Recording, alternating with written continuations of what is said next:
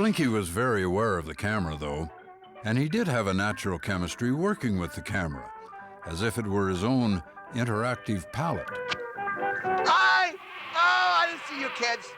As Blinky's tenure carried him through the 60s, 70s, and into the 80s, the television landscape was changing. Around him, a more mature television industry honed in on sophisticated methods of selling to kids. More syndicated programs and a push for higher production values meant more pressure on Blinky's Fun Club. Welcome back, boys and girls. Oh, just wait a minute. What? Zelda, you see this plate? Yes? Something's wrong with it. What's the matter? I don't know what to have for lunch and put on it today. Rice is nice. Channel 2's answer was to update the show with 2 additions to Blinky's cast. Rice. This is basmati Basmati, rice. okay. This is short grain brown rice. Oh, I've heard of brown rice.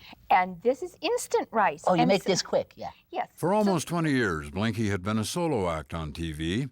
He sometimes shared the spotlight with puppets or an occasional gorilla, but Blinky always commanded the cameras. But today we talked Most about of his bad sidemen never sheep. spoke.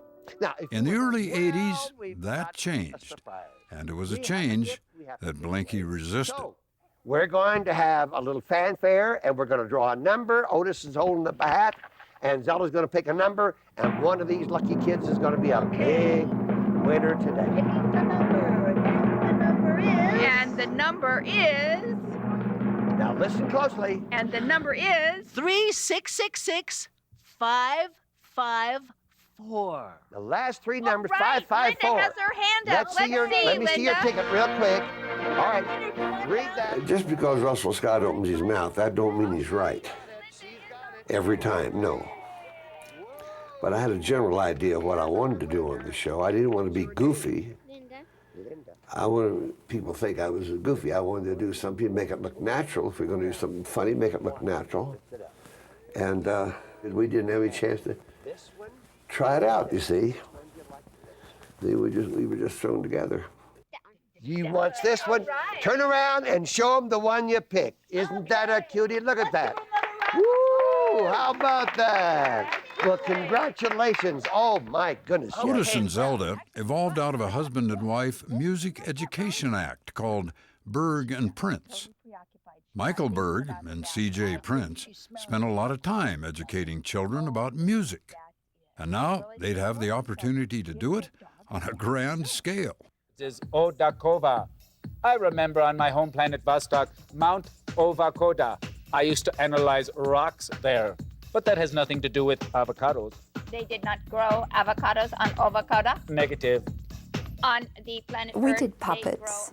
grow Actually, I did puppets until I had puppet-itis in my elbow, and then I stopped, and Michael did all of the puppets, and that was something that I wasn't really familiar with, and I think became exceedingly good at making a puppet sing or talk, and we had fun actually doing that. Yeah, that didn't come with the show, that with the job description, and all of a sudden I got there and I had to learn how to talk with my hands.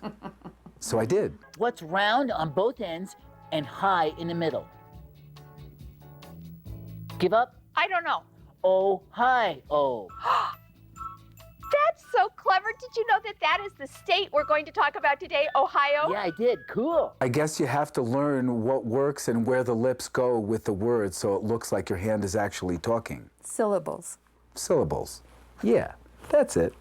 They were quite entertaining. They were quite innovative. They did a lot of mime, not on Blinky's Fun Club, not as these characters, but they did a lot of stuff in kids for kids in schools and educational things.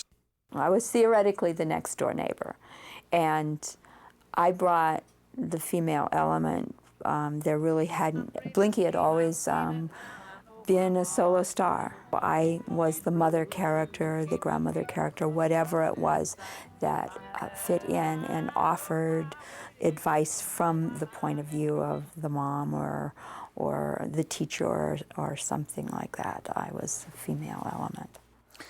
And Mr. Otis was a kind of Mr. Fix-It. And he supposedly lived in the back where he did his fixing, and he had a room in the back of Blinky's Fun Club, supposedly. Nobody ever saw it. And he added a kind of a comic element to the whole show, kind of like a second banana to Blinky a lot of times. Howdy, buckaroos and buckarettes. Cowboy Otis here. How you doing today? You know what? Poetry is real nice. It sometimes rhymes and it sometimes doesn't. Well, I just happen to have a Their book here relationship with Blinky was strained from the beginning. Blinky still had final say over the show's content, but Berg and Prince felt creatively suppressed. I never felt like my creativity was used 10%. I'm an incredibly clever, creative person, and I know a lot about children and educating them. And that source was never tapped to its fullest. Undoubtedly, that was the most difficult thing for me, is to be bubbling with ideas and having the opportunity and being stifled. I think respected the fact that Otis and Zelda, or Michael and CJ, had a lot of talent, and they brought a different perspective to the show. But I think the star in Blinky kept him from really understanding their true worth. And I think anybody that took too much attention from Blinky bothered him a little. I didn't feel in my gut feeling that they were cut out to be kid personalities.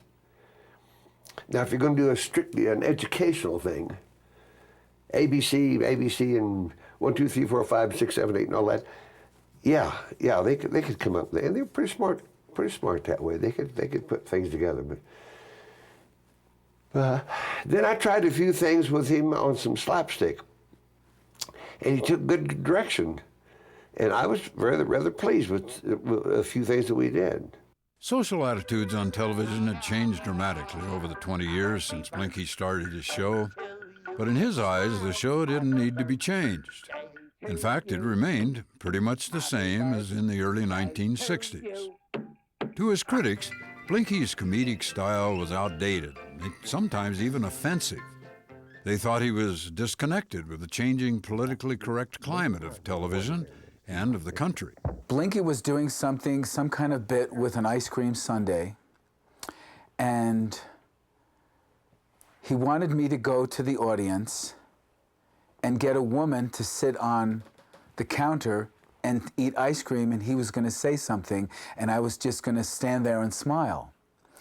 And he asked for a big fat woman, didn't he? Yes, he did. He leaned over to me, you know, and this was before we were on air, and he said, "Find a big fat mama." And I went, "What?" He said, "Find a big fat woman." And I went, "Why?" And he said, "Just because." And I went, "Okay." And so I went over to a woman who was not really large, and it wasn't, you know, and I got her, and I saw him go, and I went, "Oh, I want to keep my job, so I'm going to do what the guy says." So I go get a large woman, you know, a hefty woman, and help her get up onto the counter. And she was very embarrassed to do this. And then he hands her this bowl of ice cream, and she says, "I'm diabetic." And Blinky says, "Oh, okay, it's okay. Just take a couple bites. Just take a couple bites while I talk to you on the air." And I was like almost cringing, wanting to leave right at that point. Oh, no. No, whoever told you that? Falsehood. That is something you don't do. Red Skelton told me one time, "Russell, never, ever try to be funny at somebody else's expense." And I always remembered that. Now, the closest I would even come to such a thing is I had on my red wig. It was a part of a running gag. I would do it with the audience. I'd look up and I'd say, "Mr. Director," and he was way up, and he'd say, "Yes." I said, see the lady with the red hair? Pretty red hair. Beautiful red hair, man. Beautiful. Mine's natural. That's the closest I'd ever come to picking on anybody.